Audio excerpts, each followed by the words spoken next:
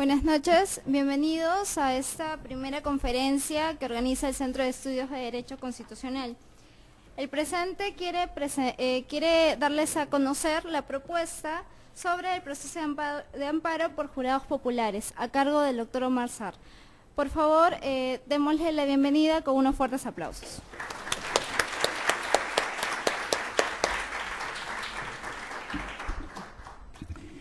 ¿Qué tal? Muchas gracias, muy buenas noches. Es para mí un gusto ser el portavoz de una iniciativa presentada por el Centro de Estudios de Derecho Constitucional. Nosotros pretendemos favorecer el debate de diversos temas, entre ellos algunos temas relacionados con el mejor desenvolvimiento de los procesos constitucionales o propuestas que creemos que pueden colaborar con este mejor desenvolvimiento de los procesos constitucionales. Naturalmente que esto es una iniciativa, es una propuesta, pretendemos favorecer el debate, no decimos ni que esto es una panacea, ni que deba ser adoptado, planteamos ideas y justamente creemos nosotros que el papel de la universidad es precisamente el de promover el debate, el de favorecer la elaboración de ideas, la presentación de ideas, la promoción de la reflexión, de la discusión técnica. Entonces, lo que vamos a hacer hoy, nos proponemos. Voy a presentar esta iniciativa. Ustedes han recibido un texto impreso con una breve reseña en torno a su contenido. La vamos a presentar aquí y vamos a escuchar los comentarios que nos puedan aportar nuestros invitados en relación con ello, y luego les vamos a pasar a ustedes unos formularios para que nos escriban preguntas, sugerencias, críticas, opiniones en relación con el problema, de modo tal que no sea una intervención unilateral, sino que podamos favorecer el debate real. En consecuencia, querríamos contar con la participación de ustedes. En primer lugar, querría comenzar agradeciendo la compañía, la grata presencia del decano de la Facultad de Derecho, el profesor Ernesto Álvarez. Es una persona sumamente ocupada, pero es un experto en esta materia, así que su espíritu académico lo ha traído a acompañarnos en este acto y estamos por ello muy agradecidos y muy reconocidos. Es para nosotros importante también su participación. Querríamos, en segundo término, agradecer muy viva y cálidamente la compañía de Juan de la Puente. Juan de la Puente es profesor de esta casa, seguramente muchos de ustedes lo conocen, es profesor de Derecho Constitucional, es profesor de Teoría del Estado, además de ser periodista, además de ser politólogo, además de haber sido asesor de altos funcionarios del Estado. En fin, es un hombre que tiene una vasta trayectoria en la vida pública. Y también nos acompaña el profesor David Ortiz, que es profesor de nuestra facultad, es un hombre desde hace mucho tiempo vinculado al Centro de Estudios Constitucionales, y creo que David en alguna medida representa lo que nosotros esperamos de estos eventos. Él nos ha acompañado desde que era estudiante, él ha trabajado con nosotros cuando era estudiante, hoy es profesor de esta facultad. ¿Correcto? Entonces, de alguna manera es el modelo que queremos enseñar, el modelo de alumnos preocupados, alumnos estudiosos, alumnos que se esfuerzan, que continúan estudiando, que se gradúan, que realizan su tesis y que luego continúan especializándose, estudian maestría y además comienzan también a hacer su trabajo docente, y nuestra facultad les ofrece un espacio a estos especialistas que se han forjado en nuestras propias canteras. Así que es para nosotros un gusto muy especial que nos acompañe David aquí. Querríamos también disculpar al doctor Víctor García Toma, que también es profesor de nuestra facultad. Lamentablemente, por razones personales, tuvo que viajar a Arequipa y no nos pudo acompañar en esta noche. El doctor Pepe Eliche está atrapado en Javier Prado. Ustedes saben que es un reto para emprendedores, es una actividad de aventura, atravesar Javier Prado entre San Isidro y este punto a las 6 de la tarde no es una tarea fácil. Vamos a ver qué resultados nos da Javier Prado en relación con el resto de nuestros invitados. Por lo demás, para ser breve, vamos a pasar a exponer ahora sí el corazón de nuestra propuesta, la idea que nosotros queríamos transmitirles. Podemos ir pasando. Yo mismo. Ya, ok. Qué tecnología. Es que estamos tan bien que no estoy acostumbrado. ¿Ya? Qué tecnología. Muy bien. Bueno. ¿De qué estamos hablando? Estamos hablando del proceso de amparo. ¿Correcto? ¿Cuál es la finalidad del proceso de amparo? La tutela de derechos fundamentales, la garantía de determinados derechos distintos de la libertad individual y conexos y distintos del derecho de acceso a la información pública y a la autodeterminación informativa.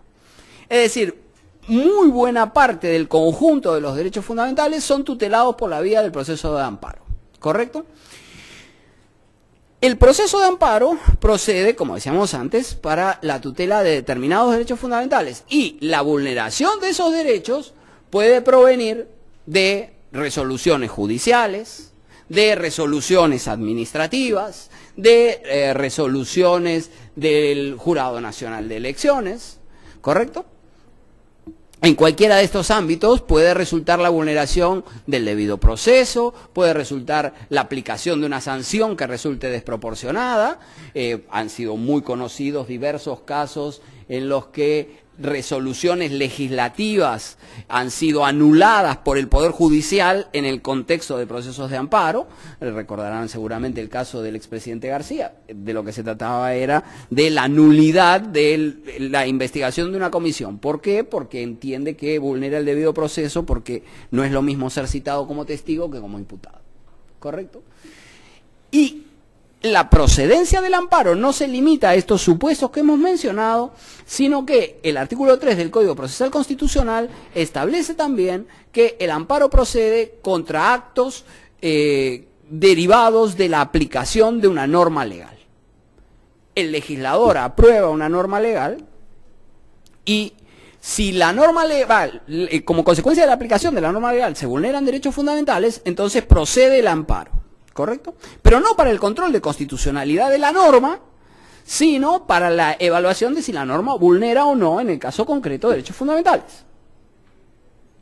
El problema que subyace aquí es, primero, que el proceso judicial, los procesos judiciales, e incluso el amparo, que tiene una pretensión de ser un proceso rápido, tienen una duración demasiado considerable. El proceso de amparo, siendo un proceso expeditivo y no teniendo estación probatoria, demora aproximadamente un año.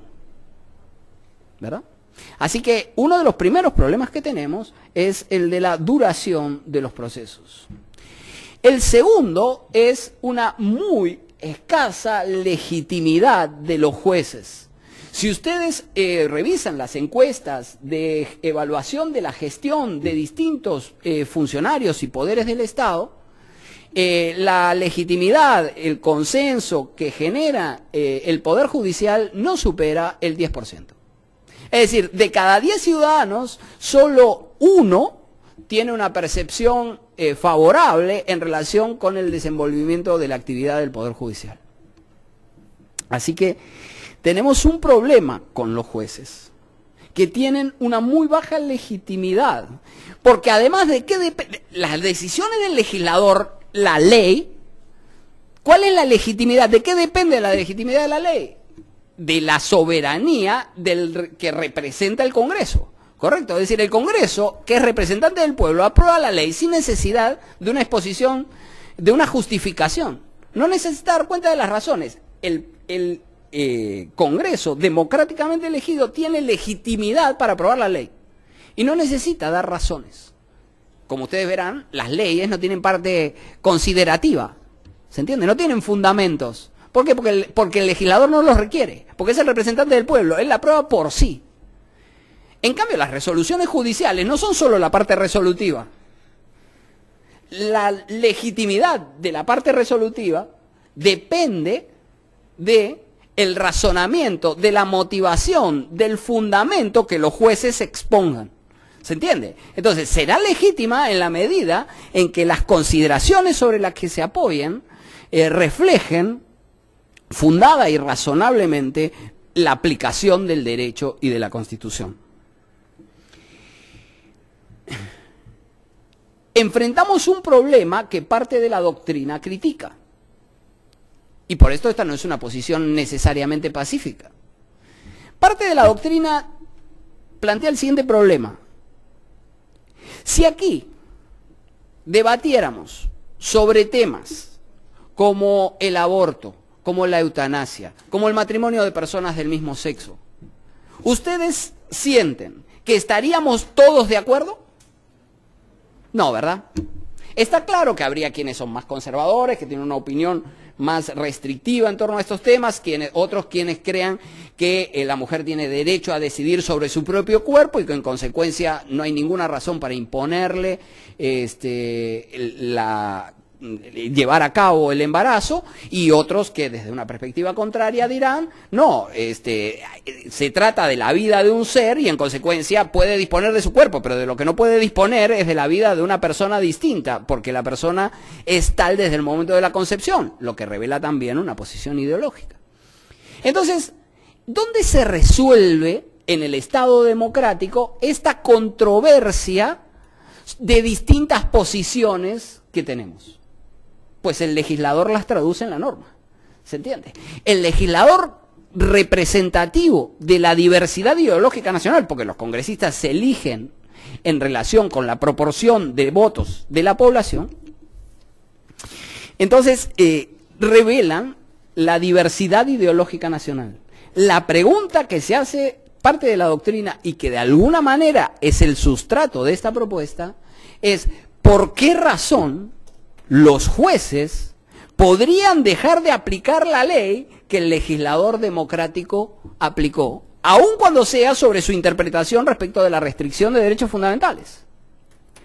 Porque, por ejemplo, se acaba de debatir la unión de personas del mismo sexo. ¿Podría un juez razonar diciendo que el archivo de esa iniciativa supone una inconstitucionalidad por omisión? ¿Por qué? Porque afecta el principio de igualdad. Bueno, esa es una interpretación sobre el alcance del principio de igualdad. Evidentemente una interpretación distinta de aquella que tuvo el legislador en el momento en el que debatió la cuestión y decidió archivarla. Decidió que no afectaba el principio de igualdad y que en realidad concebía que la unión de personas tiene que ver con la reproducción, con una finalidad, las parejas tienen una finalidad reproductiva y en consecuencia uniones de esa naturaleza no tienen cupo legal, o no requería debatirse, o tiene otras connotaciones morales. En todo caso, la pregunta es, la pregunta que subyace a esta iniciativa es, ¿y por qué razón los jueces, o el razonamiento de los jueces sería más correcto que el del legislador democrático, y por qué se justificaría que deje de aplicar la ley? Fíjense, aquí gloso una serie de casos donde se ha ejercido el control difuso, ¿no? Por ejemplo, los números que muestran ahí y los sentidos resolutivos son de sentencias del Tribunal Constitucional, ¿no?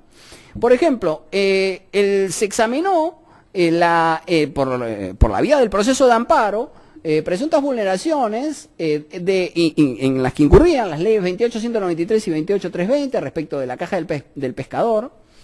En otro caso se discutía sobre tasas arancelarias. En el primer caso el tribunal desestimó las demandas, pero como verán, en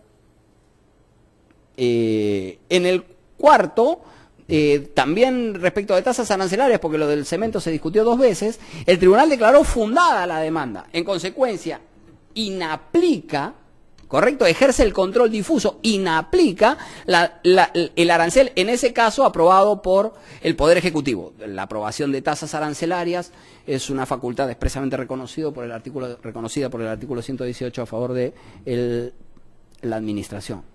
¿no?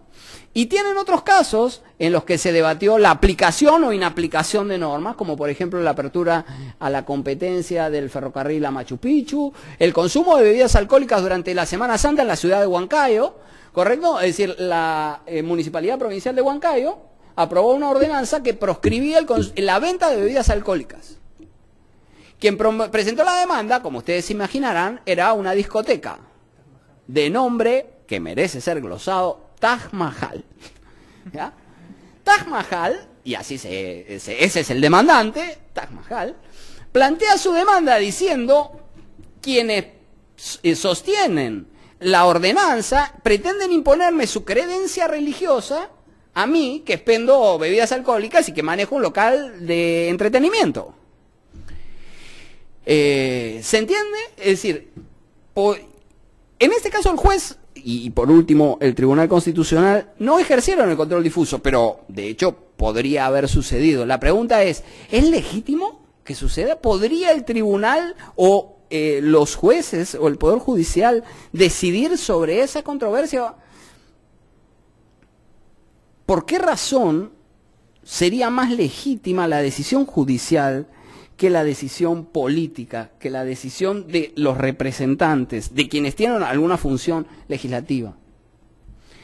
Entonces, aquí planteamos una serie de casos y en algunos de ellos se declararon fundada la demanda, ¿no? Como decíamos, en el de los aranceles, en el de ordenanzas que regulan el servicio de mototaxis, por ejemplo. El de las ordenanzas me parece un caso especialmente interesante, ¿no? Porque, por ejemplo, se aprueba una ordenanza, en este caso de la municipalidad de... ¿dónde está?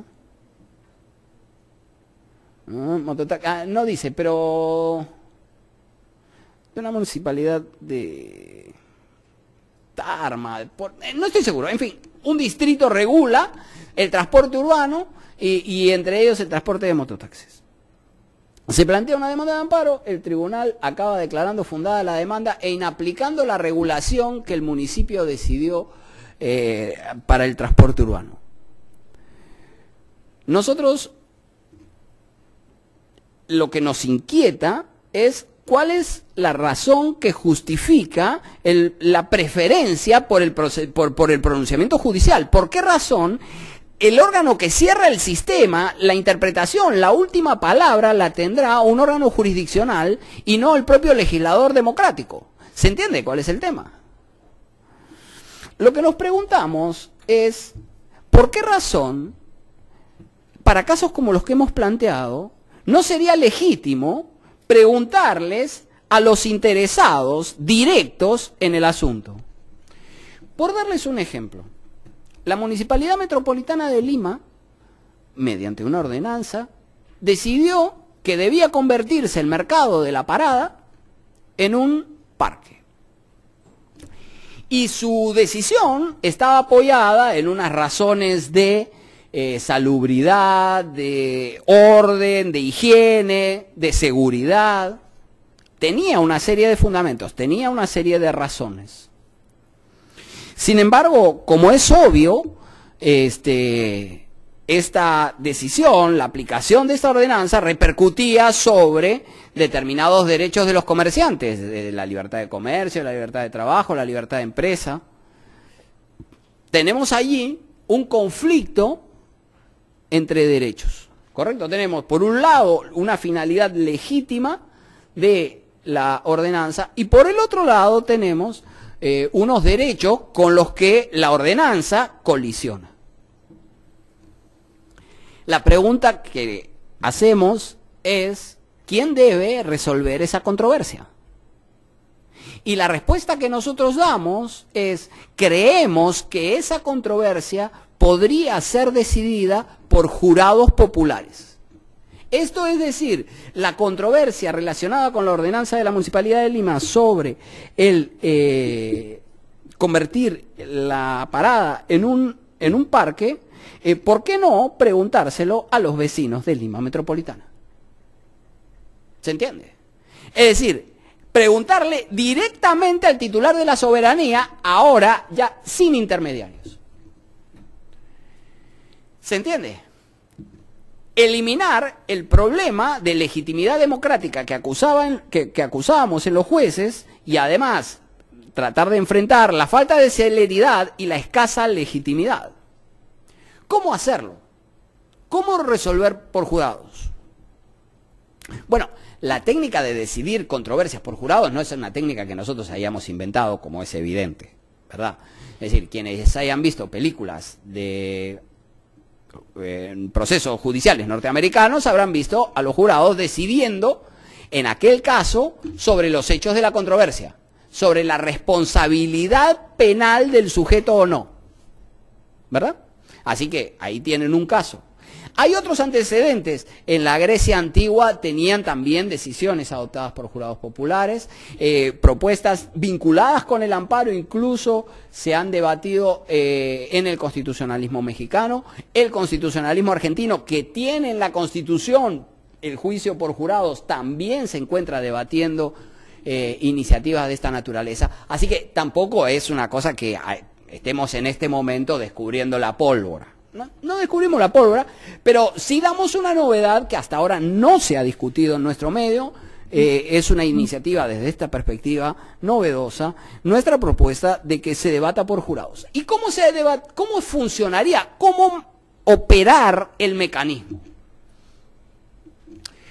Primero, consideramos que tiene que ser un grupo más o menos amplio de ciudadanos para tratar de captar la diversidad ideológica de la sociedad.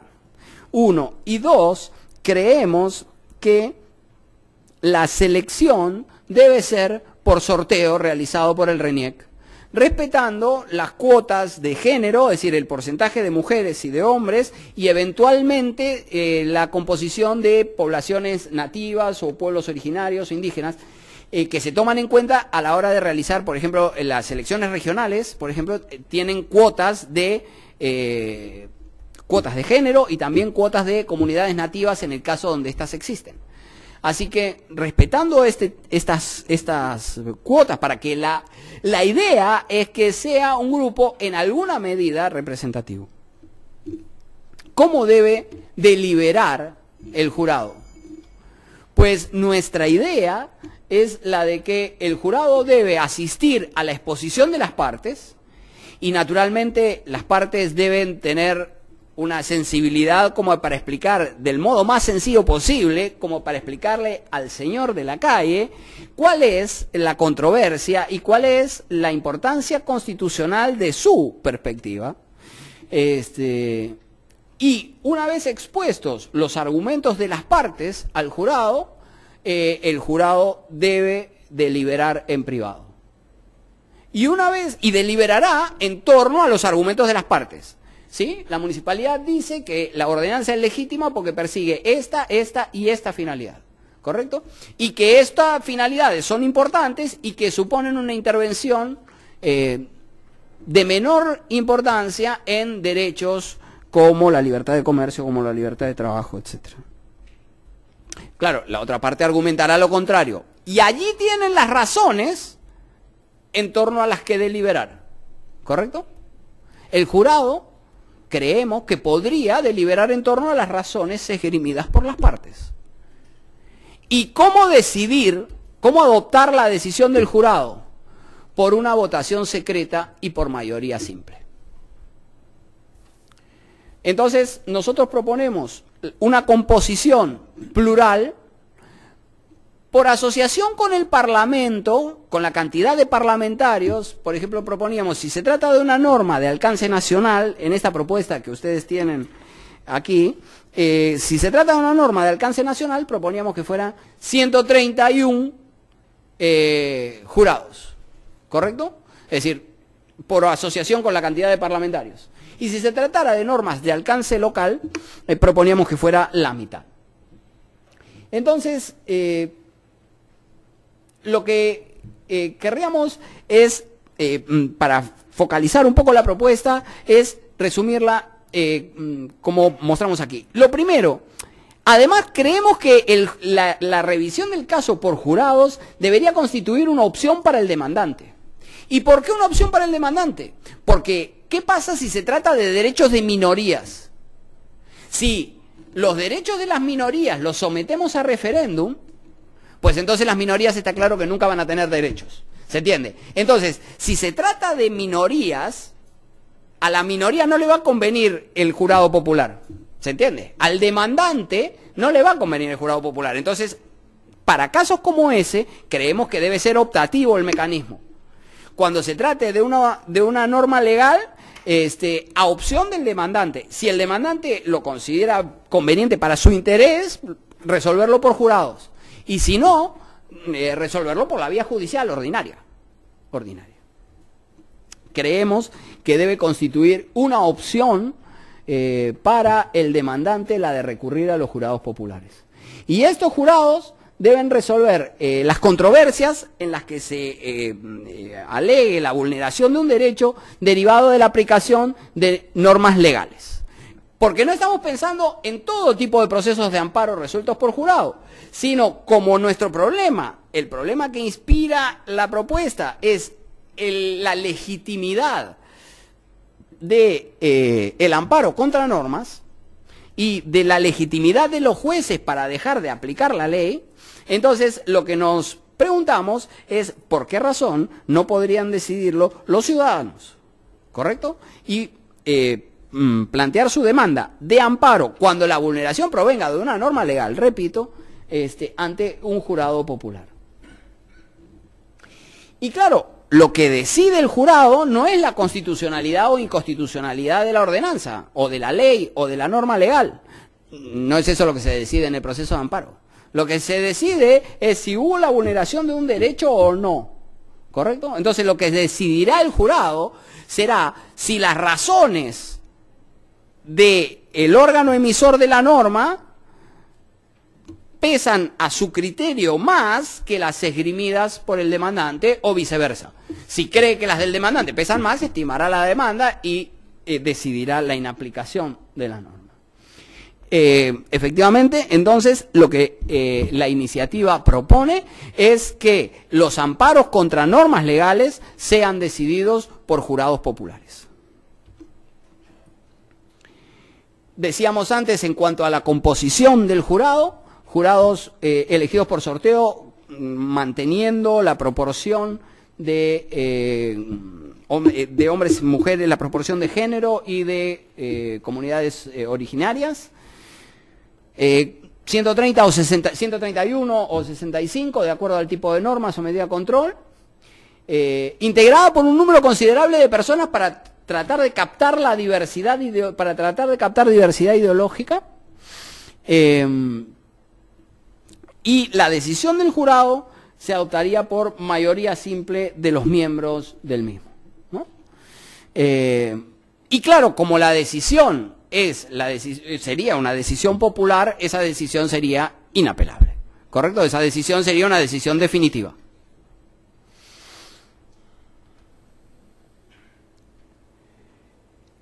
Claro, creemos que el desarrollo de esta función exige alguna forma de compromiso ciudadano, y entendemos que debería ser una función no remunerada. No desconocemos que enfrenta la propuesta tal vez algún bajo nivel de compromiso cívico, pero sin embargo no es lo mismo que ser presidente de mesa, me da la sensación. Nuestra percepción es que la responsabilidad que se le entrega al ciudadano es la de ser el juez, y ahí ser el juez en toda la línea, en toda la extensión del término. Va a decidir por fundada o infundada la demanda, es decir, va a realizar una función jurisdiccional claramente. Así que ese va a ser verdaderamente una función jurisdiccional. Creemos que podría tener un consenso importante. Por cierto, los procesos judiciales, como decíamos antes, tienen una demora considerable y un trámite hasta ahora escrito y tedioso, que demora como mínimo un año. En consecuencia, resolverlo por jurados podría ser un mecanismo que abarate los costos, no solo económicos, sino sociales de la administración de justicia, ¿no? Y por otro lado, creemos también que aporta una pluralidad de opiniones que permite revelar y brindarle a la decisión de ese jurado una legitimidad democrática importante. ¿Correcto? Entendemos que una decisión, una apertura a amparos por jurados populares permitiría una mayor legitimidad democrática de la decisión jurisdiccional cuando se trate de la aplicación o no de una norma legal. Pero claro, tiene esto algunos retos que enfrentar y cuestiones que decidir. Aquí planteamos algunas de ellas, ¿no? El primero es, los jueces son ciudadanos, no son especialistas en derecho. ¿Tendrían que serlo?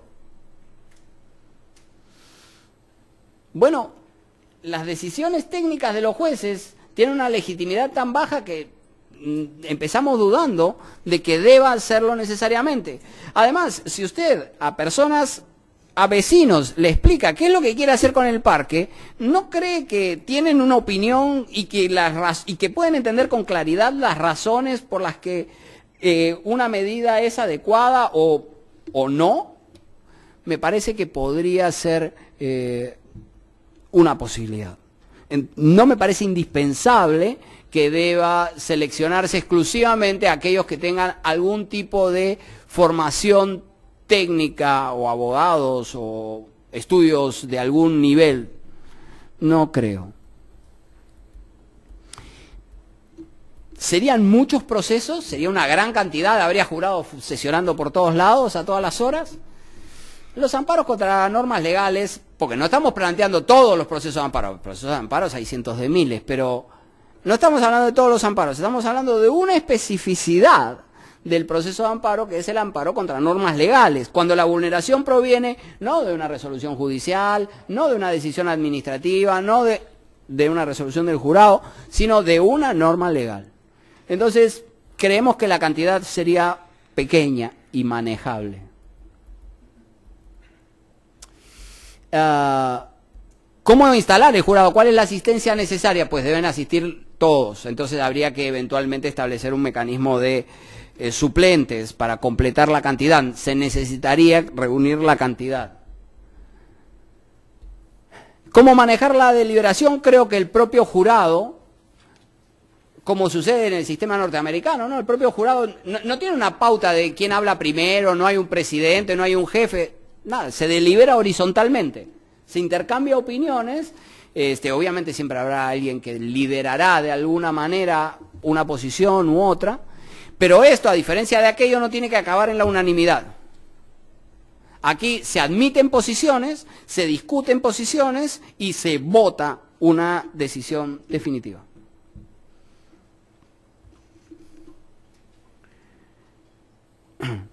El resultado de lo votado es el sentido de la decisión y los fundamentos que hayan apoyado esa posición son los que constituyen la motivación de la decisión. Podría realizar una interpretación, eventualmente digo, contraria a la que hubieran realizado los órganos judiciales. Sí, podría suceder eventualmente. Y en todo caso, me parece que la legitimidad del jurado debe prevalecer claramente sobre aquella que tuvieran las decisiones judiciales. Así que no me parece un límite el hecho de que interpreten distinto que los jueces. Tal vez esto ayudará a explicar por qué los jueces tienen una legitimidad tan escasa, más bien. Así que el hecho de que colisione con interpretaciones previas o con interpretaciones judiciales no me parece una razón de sobresalto. La Constitución establece en el artículo 52 la elección popular de los jueces de paz. ¿Cumpliría la misma función? Habría que efectivizar.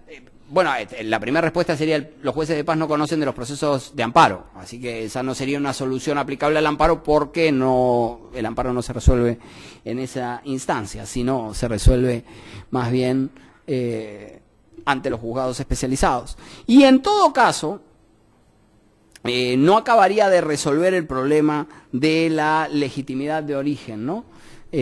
Así que no, me parece que la previsión del artículo 52 no es incompatible con la propuesta que presentamos porque cumple una finalidad diferente, ¿no?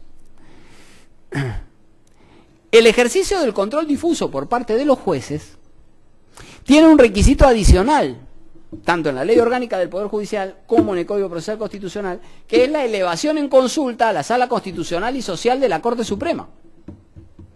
¿Correcto? Es decir, si la sentencia de un juez que ejerce el control difuso queda firme, se eleva en consulta a la Sala Constitucional y Social, Constitucional y Social de la Corte Suprema. Y lo mismo sucede con la sentencia en segunda instancia, ¿correcto? Es decir, con la que expidiere la Sala. ¿Habría que elevar en consulta las decisiones del jurado? Pues nos parece que si la lógica que informa es la de la legitimidad democrática del jurado, no tendría ninguna razón por la cual elevar en consulta una decisión popular. Así que no, en principio, no creemos que debiera elevarse en consulta.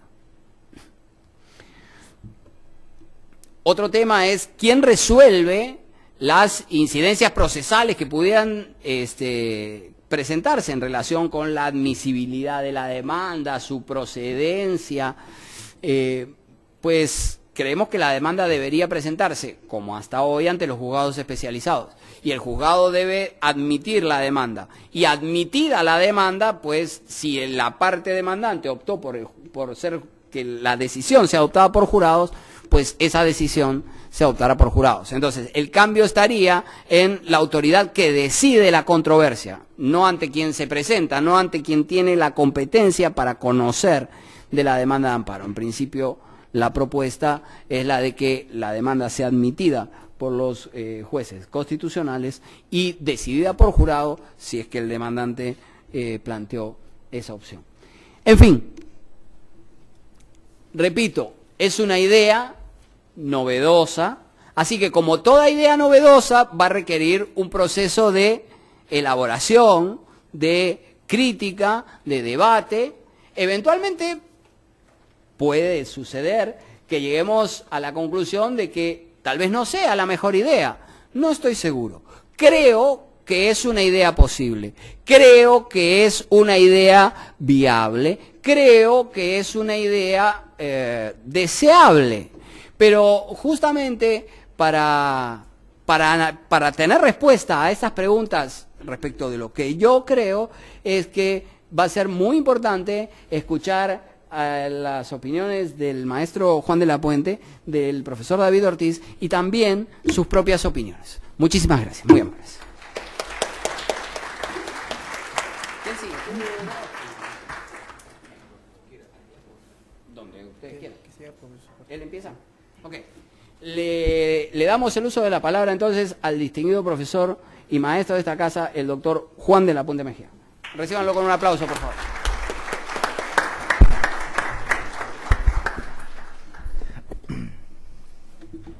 Buenas noches, muchas gracias. Saludo a todos ustedes y también, obviamente, saludo a la presencia de nuestro decano, el doctor Ernesto Álvarez. Complacido además por este evento, esta reunión del Centro de Estudios de Derecho Constitucional, en el contexto en que tenemos un nuevo decano que para mucha suerte de muchos, incluyéndome yo, por mi especialidad y vocación, es constitucionalista, reconocido. De modo que creo que si hay un momento del derecho constitucional en nuestra facultad, este es el momento y por esa razón me felicito y saludo la iniciativa. Debatir el amparo es muy interesante, es el más complejo y el más criticado de los procesos constitucionales. Y esta iniciativa vinculada al amparo contra actos derivados de normas legales o de normas o directamente respecto de las normas, es fundamental porque en el recorrido procesal termina en una especie de supercontrol difuso cuando el juez constitucional, el Tribunal Constitucional, emite una sentencia, y por eso, reitero, es un super control difuso, tanto en su sentido procesal como también en su contenido material, porque como lo ha señalado el profesor Sar, no está relacionado al control de constitucionalidad. Me gusta la propuesta porque alude indirectamente, o creo que directamente, a la crisis de los jueces, ¿no? Y es en realidad la crisis de los ilustrados. Creo que América Latina tiene algunas décadas, quizás cerca de 40 años, de retraso en relación a los jurados populares respecto de Europa.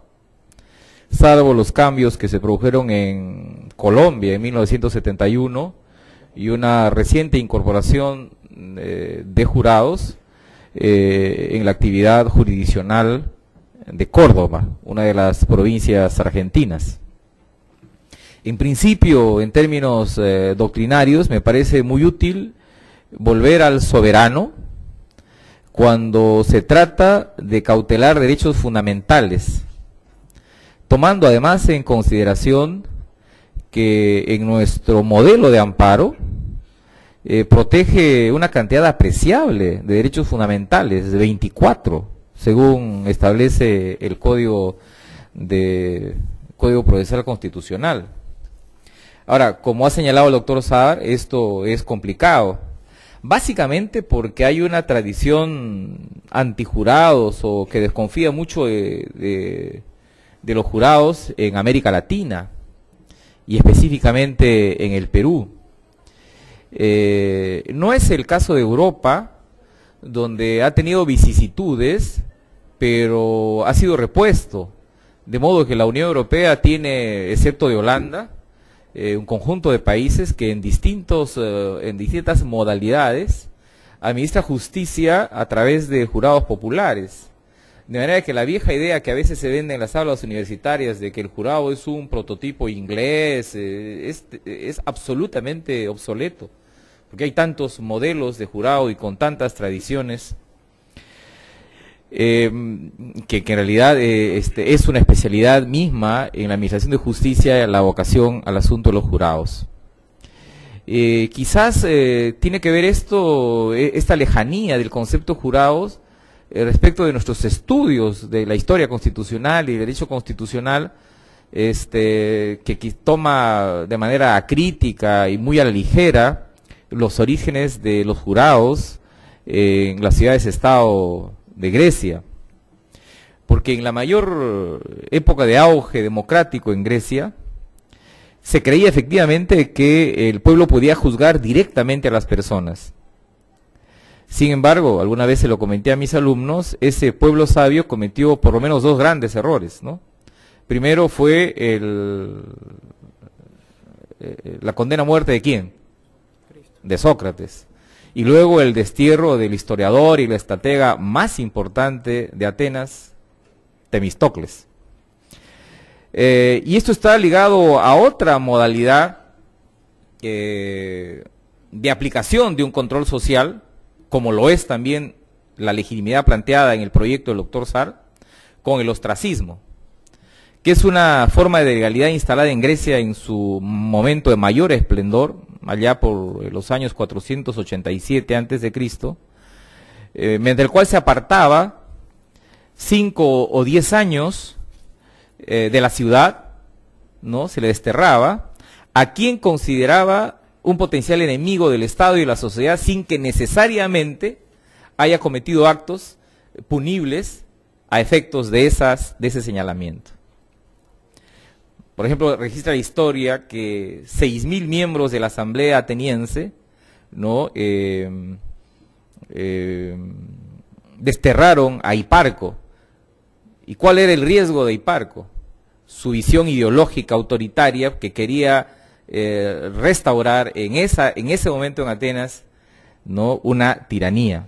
La Asamblea tenía 6.000 miembros Entonces, ¿cómo operaba el sistema del ostracismo? Es que cada miembro de la asamblea, un hombre mayor de 30 años y que no esté privado de derechos civiles, escribía en una concha de ostra el nombre del que debería ser desterrado. De ahí el nombre, esa concha se llama ostracón, y por eso es el nombre de ostracismo.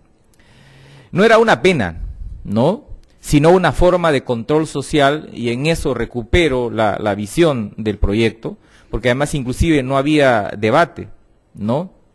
Ahora, en Grecia hubo muchas formas de jurados, la historia es muy rica, y de consejos.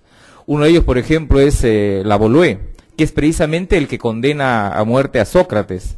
Una asamblea que primero tenía 400, después 500 miembros, muy estudiado esta parte por el derecho, por la historia del derecho.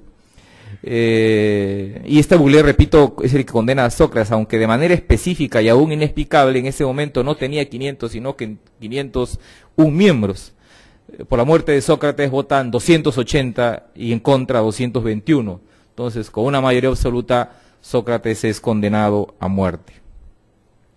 Ahora, en una ciudad, estado también griega, Esparta, existía la Jerusia, que era un jurado un poco más moderno si lo comparamos con lo que hoy día existe. Era un jurado compuesto por 28 hombres, pero que tenían más de 60 años, y que además también hacía una especie de control de constitucionalidad en la perspectiva difusa. No lo derogaban, sino miraban su aplicación a casos concretos, una revisión muy específica.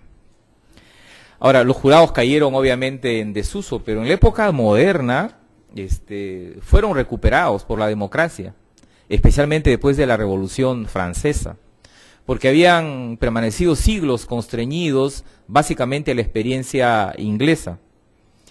Y claro, los jurados también funcionaron en la Roma antigua, en Inglaterra luego la Carta Magna.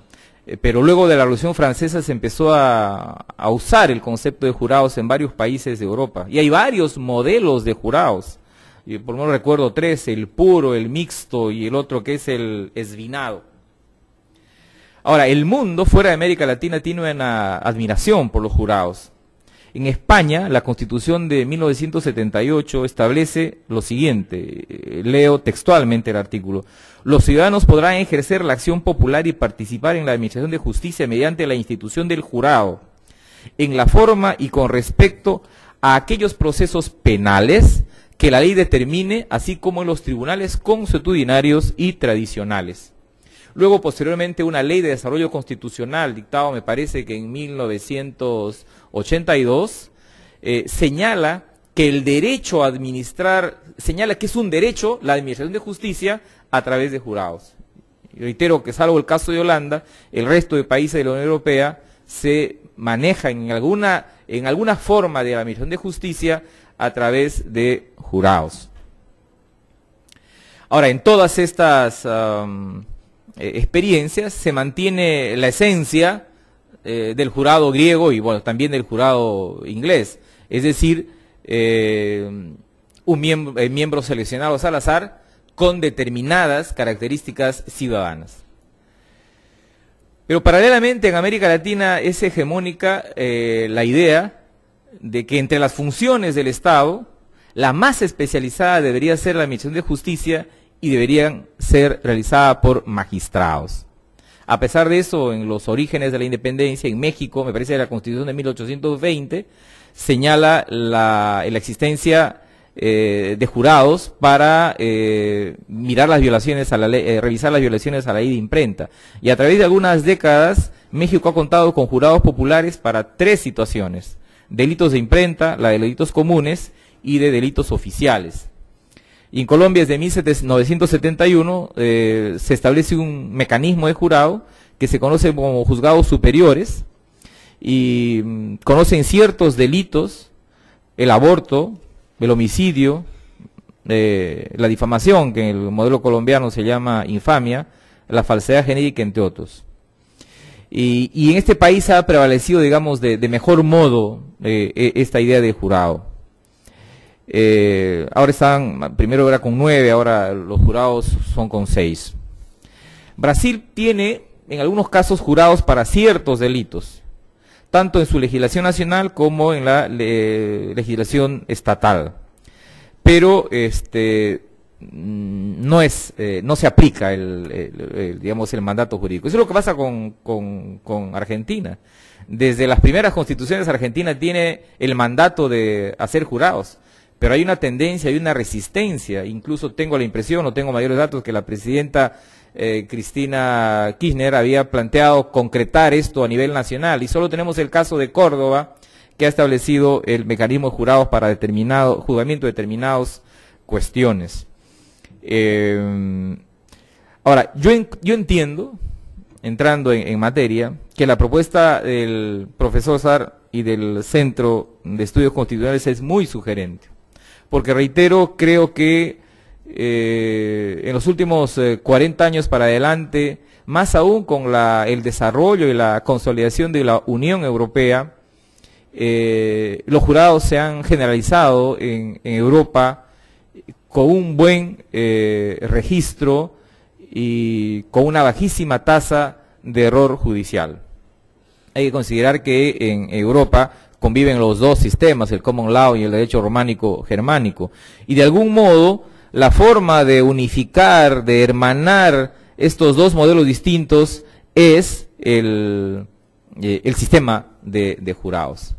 Y hay una segunda razón, además, que está relacionado con el hecho por qué sí en Europa y por qué no en el Perú y en América Latina, y es el peso de la sociedad civil tanto en Europa. No es cierto lo que algunos textos de historia constitucional dicen, que en realidad en Europa el mayor peso de la sociedad civil la tiene Inglaterra, cuando en realidad en los últimos 200 años, especialmente después de la Revolución Francesa, la sociedad civil es absolutamente determinante para la conquista de derechos y para la producción de normas y de administración de justicia. Uno va a Europa y pregunta a un funcionario del Estado y le dice, ¿a quién representas? Y te dice, yo represento a la sociedad. En el Perú uno hace esa pregunta y te dice que ese funcionario representa al Estado. Hay una distinción que no solo es mental.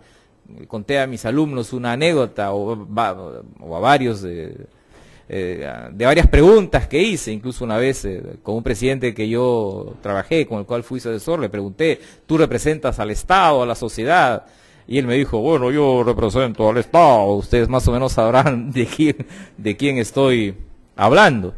Y esa distinción no es una distinción solo de distinto sentido común, sino mucho tiene que ver con el sentido de la administración de justicia.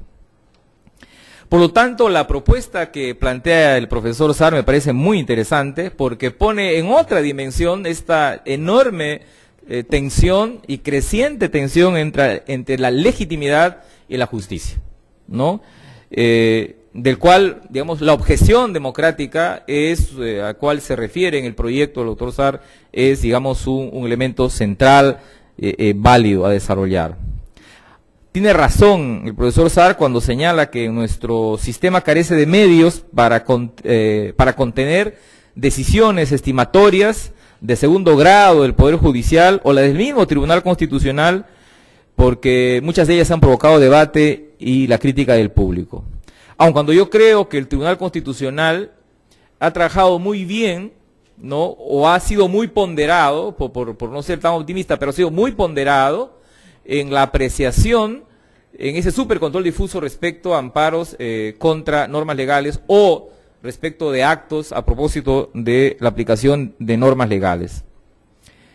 Es, por ejemplo, el caso, me satisfizo mucho el caso del recurso de agravio constitucional, que en defensa del derecho de propiedad y del desarrollo agrario, interpuso, me parece, el año 2006, un gremio rural, la Federación Agraria de San Lorenzo Cruzeta, en Piura, contra una ordenanza, la famosa ordenanza 043 del gobierno regional, que declaraba prohibida la siembra de arroz en los valles del departamento de Piura, en un periodo del año 2004 que va desde julio, me parece que hasta noviembre, y que además disponía la ordenanza la siembra de cultivo alternativo bajo el argumento del uso del agua, porque como ustedes saben, el cultivo de arroz demanda un uso intensivo del agua, y en Piura se había pasado de sembrar una vez por año a tener 2 cosechas por año.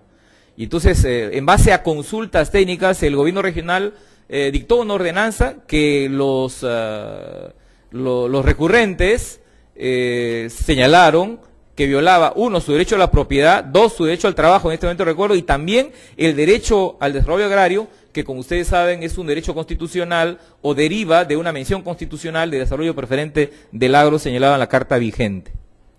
En ese momento el gobierno regional de Piura contestó la demanda manifestando que la cuestionada norma fue pedida en base no a razones políticas, sino técnicas. O sea, hay dictámenes expedidas por la Autoridad Autónoma de la Cuenca del Río Hidrográfica del Río Chilla y del Consejo Regional de Desarrollo Agrario, que es una institución de concertación donde se reciben opiniones y opciones de distinto tipo. Y por esa razón señalaban que no era recomendable la siembra de arroz entre los meses de julio y noviembre del año 2004. El Tribunal Constitucional no falló de manera muy interesante, convalidando la norma y señalando que era un deber del Estado cuidar el agua, y segundo, y en determinadas circunstancias de emergencia, reducir o establecer la posibilidad de reducir determinados cultivos y plantear como una orientación de los cultivos alternativos. En ese momento a mí me parece que el tribunal, digamos, no estuvo en la lógica que en muchos casos están los jueces, si bien es cierto, no tiene la potestad de declarar inconstitucional la norma por control difuso, no obstante, casi de manera muy generalizada, inaplican en determinado caso. A las ventajas planteadas ya por el doctor Sar, el proyecto, yo plantearía algunas más. La primera es la recuperación, si se aplicara este proyecto, la recuperación de la oralidad de la justicia, que además es una oralidad que está en retroceso. Mi impresión es que los procesalistas odian la oralidad, cuando además la oralidad es parte esencial y tiene que ver con un elemento básico del proceso, que es el principio de mediación. Segundo, fortalece la perspectiva de un proceso público, en la idea planteada por el profesor Sar, en el sentido que no podría ser contestada una norma dictada por el legislador, por el mismo titular de la soberanía, no designado a través de un procedimiento de jurados. Fortalece la intermediación en la administración de justicia, una tercera, un aporte. Y creo que hay una cosa muy importante, democratiza la administración de justicia y el poder judicial, que creo que es el más antidemocrático de los 3 poderes del Estado. Porque es cierto que hay cada 7 años el Consejo de la Magistratura evalúa a los jueces, pero mi impresión es que en relación a los otros 2 poderes del Estado, no andan muy rezagados en democracia. Y quinto, yo creo que el control popular no se garantiza en este mecanismo como un elemento de la objeción democrática. Es cierto que un proceso de esta naturaleza o una iniciativa de esta naturaleza va a demorar un poco. Me parece, no obstante, que es una iniciativa muy interesante, y en las investigaciones, en los registros y las revisiones que he hecho de todos los países de América Latina, o por lo menos de América del Sur, para concentrarme en este área, son Chile y Perú los 2 países más resistentes a los jurados. Probablemente mucho tenga que ver con el tipo de poder patrimonial, ¿no? Y el hecho de entregarle derechos a la gente, la resistencia a entregarle derechos a la gente, lo que ha hecho que tenga precisamente este retraso. Cuando se plantearon mecanismos de jurado, de administración de justicia a través de jurados en Bolivia hace algunos años, se desató en los abogados chilenos un debate muy intenso, porque ahí creo que se focaliza el foco de esta resistencia. Y ahí nos dimos cuenta que en este debate sobre la instalación de jurados, las principales objeciones vienen de la academia, o sea, del lado de los abogados, del lado de los jueces, más no necesariamente del lado de la gente. De modo que a mí me parece una propuesta muy interesante, yo la saludo y en la medida de mis posibilidades ayudaré a difundirlo. Muchas gracias.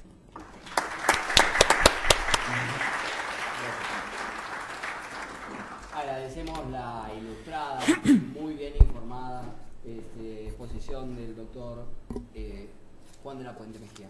Invitamos ahora al doctor David Ortiz, quien nos va a aportar sus puntos de vista. Muchas gracias. Señor decano, doctor Ernesto Álvarez Miranda, señor director del Centro de Estudios de Derecho Constitucional de vuestra Casa de Estudios, doctor Omar Sar Suárez, destacado profesor Juan de la Puente Mejía, queridos alumnos, veo acá algunos alumnos míos, el público presente, tengan todos buenas noches, ¿no? Brevemente quiero recalcar eventos como este fortalecen pues la formación del futuro abogado, ¿no? O como diría Ángel Osorio en su magnífico libro El alma de la toga, estos eventos contribuyen a reivindicar el concepto de abogado. En consecuencia, ¿y cómo se reivindica el concepto de abogado? A través de la crítica, ¿no?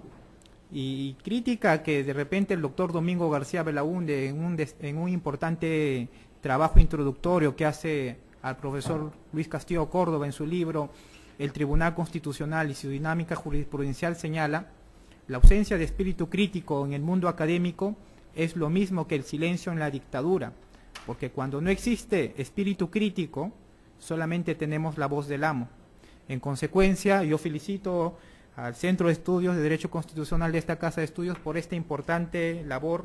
Yo creo que es una propuesta muy interesante, pero acá me han puesto en una situación, digamos, un poco difícil, porque si proponemos que este evento se genere debate, se genere crítica, y en la mayor parte de las posiciones de los dos profesores que me han antecedido concuerdan con mi posición, pero para que esto no sea un monólogo, yo voy a tener algunas posiciones críticas con respecto a lo que con respecto a lo que han señalado los dos profesores, y de repente así se pueda generar algo de debate en torno a este tema, ¿no? El presente tema es un tema polémico, y de repente el máximo exponente que ha desarrollado esto es un profesor de la Universidad de Harvard y también enseña en Oxford, se llama Jeremy Waldron. Jeremy Waldron tiene un interesante libro, y si lo pueden copiar de repente para que lo puedan revisar, Marcial Pons lo ha publicado en España, traducido al español, se llama Derechos y Desacuerdos. En este libro Jeremy Waldron plasma las bases del principio de objeción, la objeción al principio contramayoritario, ¿no? Y Jeremy Waldron, interpretando la realidad peruana de repente y en base a este principio que acabo de señalar, diría: ¿quiénes son 7 magistrados del Tribunal Constitucional para declarar inconstitucional una ley que ha sido expedida por 130 congresistas de la República, y que a la vez estos 130 congresistas de la República responden a la representación de toda la nación? ¿Qué legitimidad tienen estos 7 magistrados del Tribunal Constitucional? Entonces, Jeremy Waldron, pues claro, dice: ¿quiénes son estos jueces de la Corte Suprema de los Estados Unidos? ¿No? Es un análisis símil que estoy haciendo al caso peruano. Entonces, las respuestas han sido con diversos fundamentos, ¿no? La verdad que creo que la historia ha señalado que el pueblo ha sido un mal juez, yo creo, en mi opinión personal. Y yo no lo voy a decir opinión personal, sino lo voy a sustentar con documentos jurídicos y un trabajo de un destacado politólogo, y de repente el profesor Mejía Lapuente lo conoce más a profundidad que yo, ¿no? Por ejemplo, el destacado expresidente de la Corte Constitucional italiana, Gustavo Zagrebelsky, en un libro muy interesante que se titula La crucifixión de la democracia, justamente en este libro Zagrebelsky muestra las falencias de esta decisión popular. Porque hago una pregunta, y ustedes lo deben saber por cultura general: ¿quién mató a Jesucristo? ¿Fue un juez? ¿Fue Poncio Pilatos? ¿Fue Herodes? ¿Quién? El pueblo. ¿A quién prefirió salvar el pueblo en esa fiesta de Pascua? A Barrabás. ¿Y quién era Barrabás? O era un ladrón, ¿no? En consecuencia, digamos que el pueblo, de repente hasta los textos bíblicos, ¿no?, nos dicen que no es un buen juzgador, ¿no? Y sigamos más adelante. El politólogo noruego Jon Elsters, tiene un interesante libro que se titula Ulises y las sirenas. Ulises y las sirenas, digamos, John Elster, digamos, un destacado politólogo que le gusta bastante la literatura, entonces estaba leyendo una vez la Odisea de Homero y encuentra esa parte donde Ulises está en ese escenario llegando a las sirenas. ¿Saben ustedes qué pasaba cuando una persona pasaba por la isla de las sirenas al escuchar ese canto?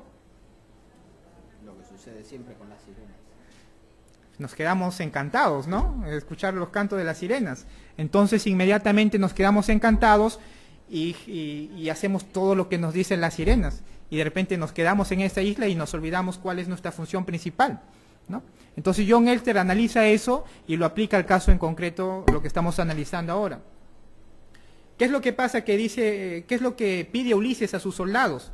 Porque Ulises era una persona muy inteligente, dice, yo quiero sentir qué se siente escuchar el canto de las sirenas, pero no quiero también terminar como los demás que han terminado y han muerto escuchando el canto de las sirenas, se han quedado años y años y no han vuelto a sus familias, pero quiero sentir esa experiencia. Entonces, ¿qué es lo que dice a sus soldados? Átenme al mástil de un barco. Entonces yo voy a estar al mástil de un barco y les voy a pedir suéltenme, porque estaré de repente encantado con el canto de las sirenas y ustedes no me hagan caso, no me suelten. ¿Ok? Y así pasó. Ulises estaba cerca de las sirenas, amarrado al mástil del barco, y pidió efectivamente, suéltenme, porque se encantó pues con el canto de las sirenas, ¿no? Y los soldados no hicieron caso omiso a este pedido. Y eso pasa en el caso en concreto, jóvenes. ¿Por qué? Porque si no tenemos una constitución que de repente que ponga límites a ese poder que tiene de repente el pueblo, o de repente a ese poder que tienen los poderes políticos, va a suceder esto. ¿Por qué? Porque el pueblo muchas veces, jóvenes, señores, no responde o no hace un análisis de manera objetiva. Muchas veces responde a análisis subjetivos. Entonces, ese canto de las sirenas hace una representación a la excitación popular de repente del momento, ¿no? A esos juicios subjetivos que de repente hace la persona ante ese clamor de las sirenas, ante el clamor del pueblo. En consecuencia, yo creo que un juez popular va a ser constantemente encantado por ese canto de las sirenas, que en la actualidad sería la presión social, los medios de comunicación, el poder fáctico, como dicen algunos autores. Entonces, eso es muy importante tener en consideración también, ¿no? Y como ha señalado el profesor, el caso de Sócrates, también, ¿quién es el que sentenció a Sócrates? ¿No? Entonces, ¿no? El profesor Luigi Ferrajoli, un destacado jurista italiano, también tiene un interesante libro que se titula, un artículo, digo, El pasado y presente del Estado de Derecho. Y dice que pues hemos pasado del Estado democrático al Estado constitucional de derecho. O sea, en estricto ya no estamos en un Estado democrático, porque la democracia entendida como el gobierno de las mayorías, digamos, ya ha sido dejada de lado, ya es un concepto que ya no se utiliza, demócratos, ¿no? Sino la democracia entendido en la actualidad es el gobierno de las mayorías, pero con límites. ¿Y cuáles son esos límites? Los derechos fundamentales de las minorías, ¿no? ¿Y dónde están esos derechos fundamentales de las minorías? En la Constitución, en una Constitución rígida, ¿no?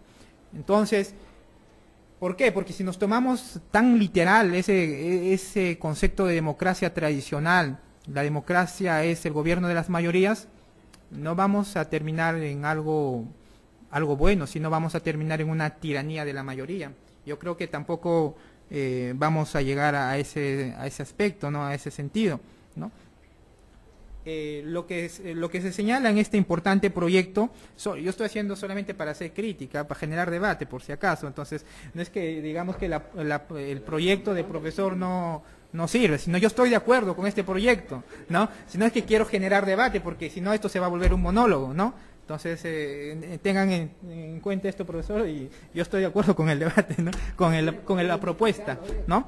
Y entonces es muy importante tener en consideración. De repente, en una democracia deliberativa, ¿no? Como diría Habermas o el fenecido, pues, el ilustre filósofo argentino Carlos Santiago Nino, de repente en una democracia deliberativa, yo creo que sí esto podría funcionar, ¿no? Una democracia deliberativa es donde el general de la población tiene ciertos conocimientos, tiene una cultura constitucional, o sea, sabe cuáles son los derechos fundamentales de las personas, sabe dónde están esos derechos consagrados, saben qué garantías utilizar ante la vulneración de esos derechos, y de repente con una sociedad pensante, una sociedad preparada, que va a generar deliberación con sus intervenciones, en síntesis una democracia deliberativa, yo creo que esta gran propuesta podría funcionar, ¿no? Pero lamentablemente, digamos, en el Perú esto todavía es muy utópico, y es por eso que esta doctrina de la democracia deliberativa no ha tenido mucho apego, digamos, en Latinoamérica y especial en el Perú. Y las razones son, creo que obvias, ¿no? Habermas, ¿de dónde Habermas? Es un alemán, ¿no? Carlos Santiago Nino, pues tiene una formación norteamericana, él estudia en Oxford y es un profesor que ha vivido muchos años en Estados Unidos, entonces tiene otra concepción, ¿no? Entonces yo creo que aterrizar esta propuesta tendría algunos problemas, yo creo, ¿no? Unos problemas que deberían tomarse en consideración para de repente mejorar en algo, ¿no? De este proyecto, ¿no? Bueno, entonces básicamente quería señalar esto, y de repente yo creo que lo más interesante va a ser la pregunta de ustedes, y de repente estamos prestos a responder, ¿no?, las preguntas que nos hace el público, ¿no? Eso sería todo.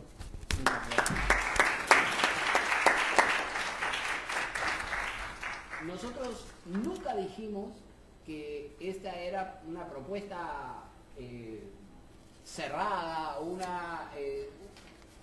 justamente nuestros invitados no les preguntamos qué opinaban, solo los invitamos a que nos trajeran su punto de vista, y sucedió lo que esperábamos. Habrá algunos que están a favor, habrá otros, como David, que expresa observaciones y objeciones. Él entiende que básicamente este no es un momento, entiende que la deliberación democrática es débil, y por diversas razones que expresa válidamente, no comparte la iniciativa.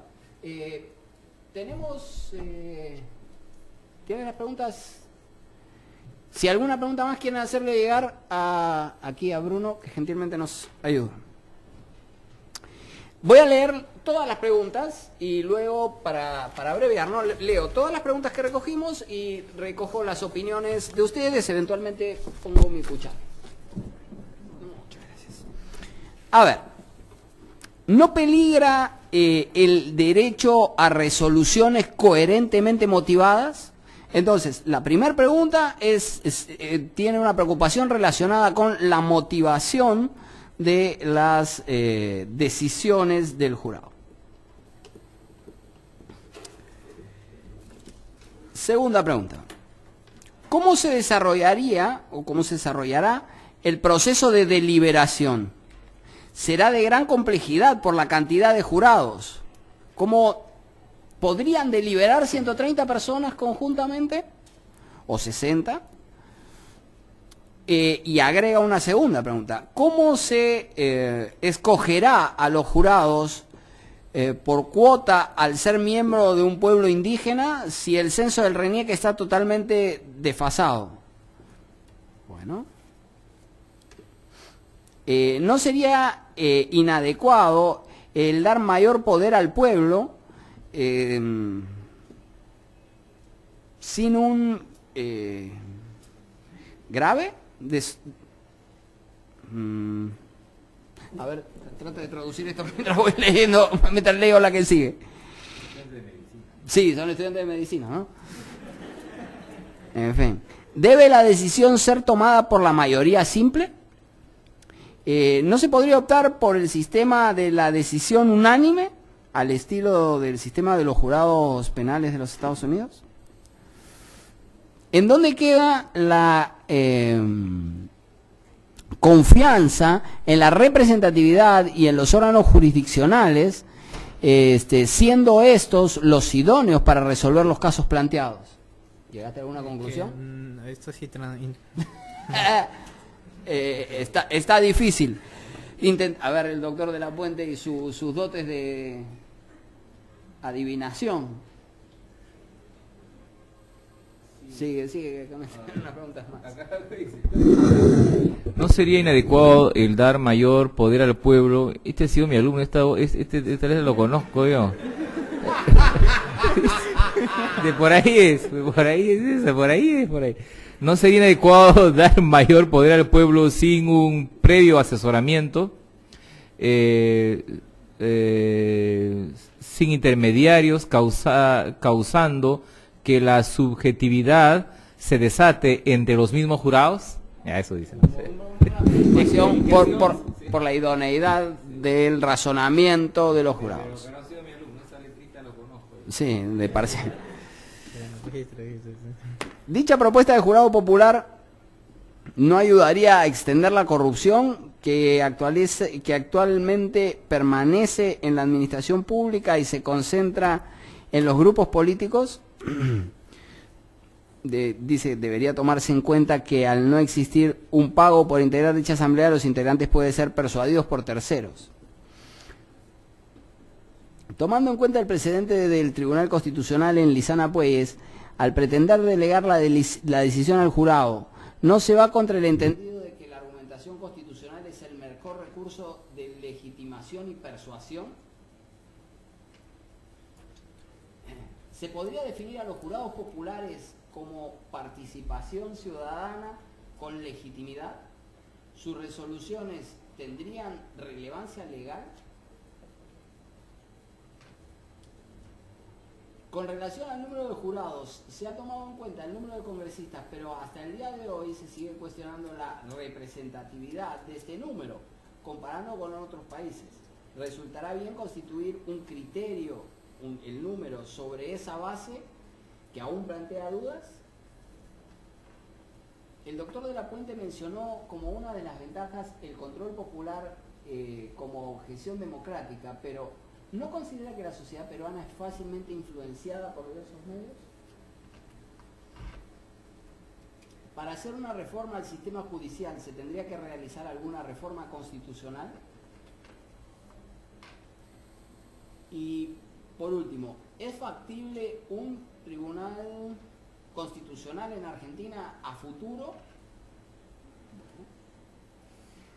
Un poco las iniciativas críticas de nuestra gente, que creo que van por el lado de la composición, la deliberación, el razonamiento del jurado y la imparcialidad del jurado y el riesgo de influencia o de manejo o de control.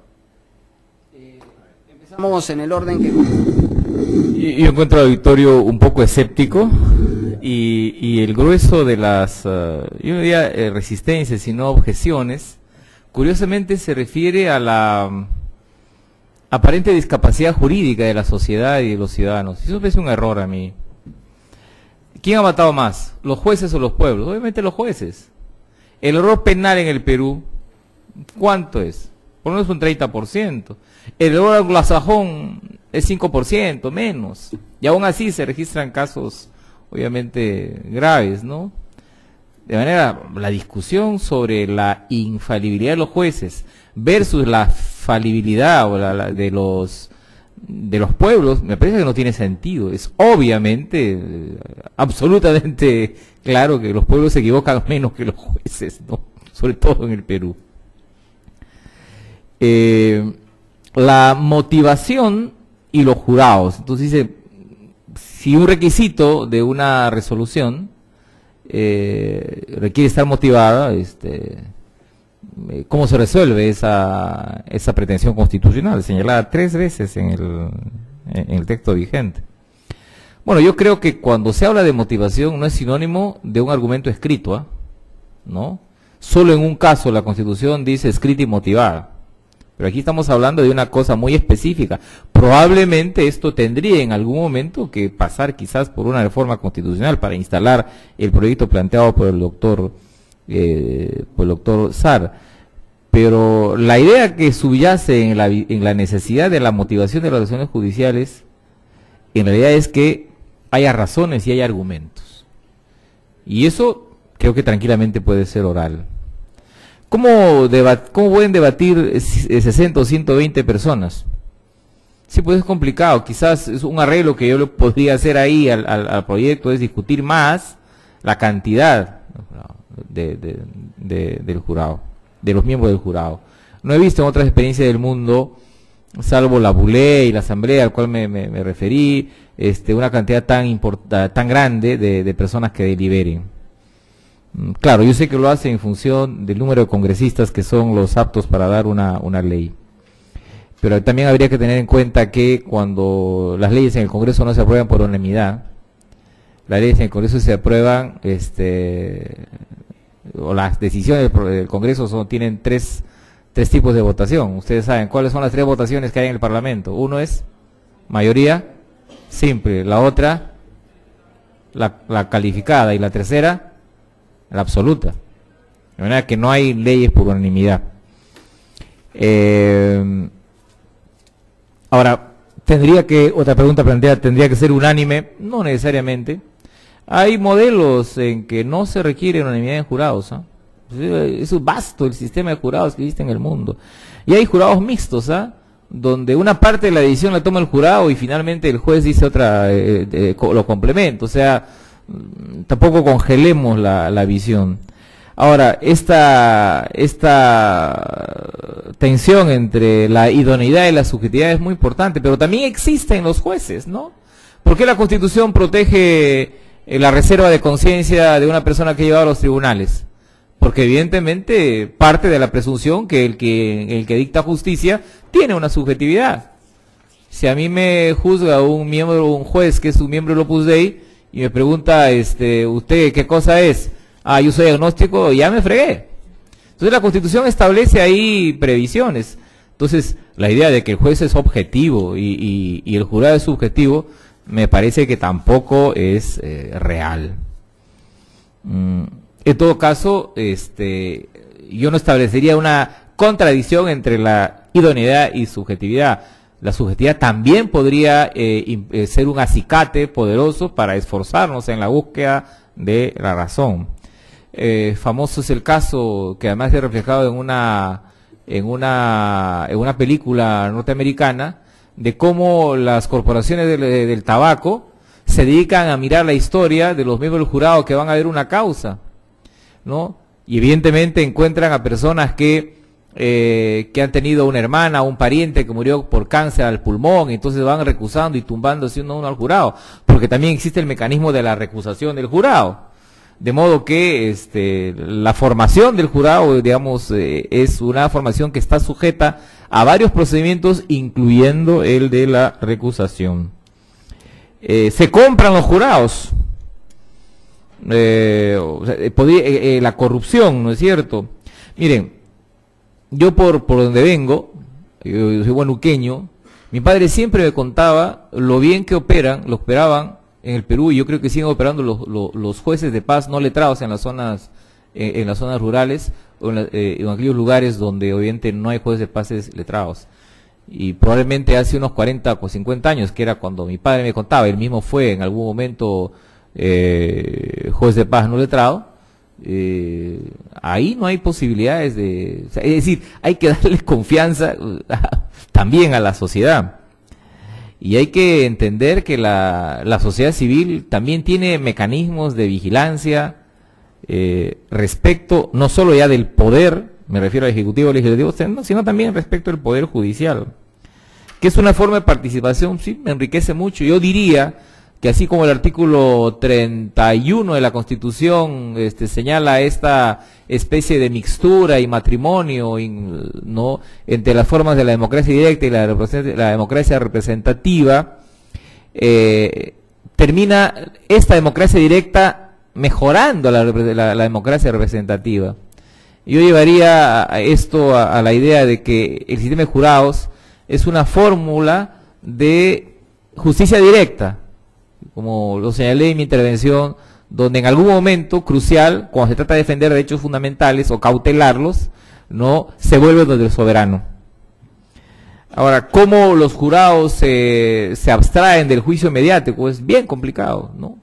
Es un desafío también, pero también es cierto que los jueces también les es difícil sustraerse del juicio mediático. Estoy trabajando en este momento una tesis para optar un determinado grado y estoy muy metido además porque tiene que ver con mi especialidad. Yo soy abogado y periodista, por eso quizás mi cuota de maldad es un poquito más elevada que la de ustedes, Pero me parece que un grave problema para la administración de justicia, para la democracia, es el juicio mediático, ¿no? Pero eso es un problema para los jueces individuales, para los tribunales colegiados, ¿no? Pero también para los jurados. Entonces, son, digamos, no podría ser una enfermedad del sistema de jurados, sino que es un problema en general de admisión de justicia. Y eso, gracias. Me atrevería a añadir una pequeña pregunta que te la dirijo a ti porque David tiene una posición contraria. Pregunta para cerrar. ¿Qué modelo de jurado, ya que tú hablabas de diversos modelos, sería el más adecuado para un ordenamiento jurídico como el nuestro? ¿O qué modelo propondría si es que alguno debiera adoptarse? Me resisto a proponer un modelo. A mí me parece interesante argumentar que el conjunto de esta propuesta es una propuesta interesante, ¿no? Que tiene que cabalgar, que tiene que caminar, en un país además resistente a los jurados, ¿no? Porque por lo menos nosotros han tenido sistema de jurados, bebiendo de la Revolución Francesa, o en el caso de México, bebiendo rápidamente del sistema anglosajón, y bueno, esa experiencia se frustró. Probablemente en el Perú va a ser más fácil establecer un tipo de jurado en el ámbito penal que en el ámbito planteado por el doctor Sar. No me queda duda que en unos 10 o 15 años nosotros vamos a entrar al tema de jurados en el Perú. Hay una presión de la sociedad para desjudicializar un conjunto de actividades. Hemos empezado por cosas aparentemente más sencillas, como el divorcio, la parte final del proceso de adopción, que ahora ya no es judicial, sino es administrativa. Entonces, a mí me parece que, sin señalar un modelo, pero creo que estamos caminando ahí, piano, piano. Muchísimas gracias. Escuchamos ahora las reflexiones del profesor David Ortiz en torno a las preguntas planteadas por nuestros asistentes. Bueno, en realidad, de las preguntas que he podido escuchar no he inferido que ninguna de ellas esté relacionada a la posición que he tomado, ¿no? Pero entonces no hay tanto que responder, ¿no? Pero yo quiero hacer un análisis acá, ¿no? Entonces, yo creo que los juzgados o los jurados populares tendrían una fundamentación, digamos, una fundamentación más efectiva si de repente la población no tendría los mecanismos constitucionales para cuestionar ciertas normas, ¿no? Entonces yo hago una pregunta acá, y esto es una pregunta básicamente de ingeniería constitucional, como diría Giovanni Sartori, ¿no? No sé, establecer jurados populares no vulneraría el principio de independencia e imparcialidad y el principio de juez independiente e imparcial, porque de una u otra manera este juez popular estaría siendo juez y parte. Les explico cómo. ¿Quién interpone estas demandas? ¿Quién interpone estas demandas para que sean conocidos por los jueces populares? ¿No es el pueblo? Y en última instancia, ¿quién resolvería estas demandas con estos jueces populares? ¿No sería el pueblo? En consecuencia, aquí no habría una deficiencia de ingeniería constitucional, porque al ser el pueblo que interpone esas demandas contra normas legales, ese amparo contra normas legales, y al ser el pueblo a través de los jueces populares que va a resolver, no se estaría vulnerando ese principio de imparcialidad e independencia, dado que este juez sería juez y parte. Entonces yo simplemente hago esa pregunta y de repente el doctor Omar Sar me pueda responder. Bueno, mira, encantado. A ver, en mi opinión, la democracia es el gobierno del pueblo, ¿correcto? Entonces, el hecho de que el pueblo reflexione en torno a las decisiones que adopta a partir de determinadas posiciones no me parece algo sorprendente. No tenía intención verdaderamente de añadir mi propia opinión, solo diré que lo que pretendemos es estimular el debate. Hemos soltado una idea que no se ha discutido antes. Hemos dado el puntapié inicial, hemos puesto a rodar la idea en la cabeza de profesionales, de alumnos, de docentes, hemos hecho difusión, hemos colgado esto en las redes. La idea es promover el debate. Esa es nuestra función. No compartimos, de hecho, no compartimos los argumentos de David, pero esto no es relevante. ¿Se entiende? Es decir, no pretendemos contestarle y decirle que no tiene razón. No, es decir, otra cosa que observo con muchísima simpatía y con muchísima gratitud. Es la primera vez que yo veo un evento en esta facultad que tiene 20 preguntas por escrito. Le soy absolutamente franco, estoy muy reconocido y agradecido por su interés.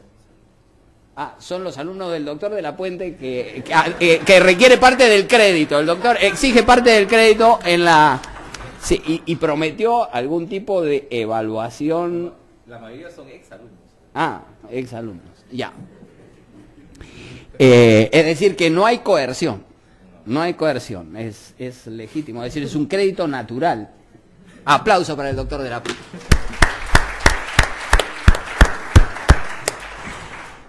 Nada, quería poner de relieve la importancia del evento. Nuestra idea ha sido puesta a rodar, dependerá de ustedes. Ustedes han escuchado una posibilidad nueva. Seguramente, o muy pocos, habrán pensado en la hipótesis de que el proceso de amparo pudiera ser decidido por jurados populares. Han tenido la magnífica oportunidad de escuchar una idea y de escuchar a magníficos profesores de esta facultad reflexionando en torno a esa idea y discrepando entre ellos, y justamente es absolutamente saludable y absolutamente necesario. Les agradecemos muchísimo a nuestros profesores, para quienes pido un fuerte aplauso, por favor. Y quería agradecerles a todos ustedes por habernos acompañado.